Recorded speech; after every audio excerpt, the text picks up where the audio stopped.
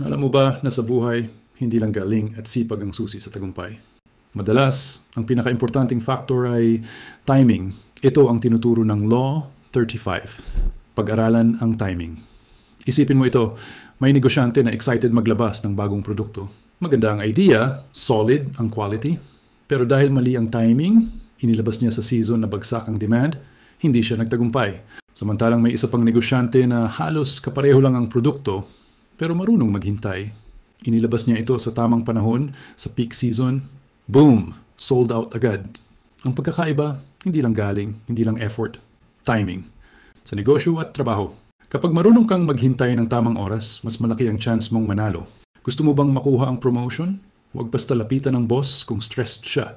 Hintayin mo ang moment na nakikita niya ang value mo, na mataas ang energy niya. Doon ka pumasok.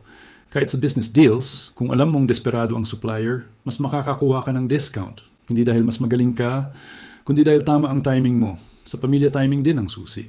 Kung gusto mong kausapin ang anak mo tungkol sa mali niyang nagawa, huwag sa gitna ng init ng ulo. Kapag pareho kayong kalmado, mas bukas siya sa pakikinig.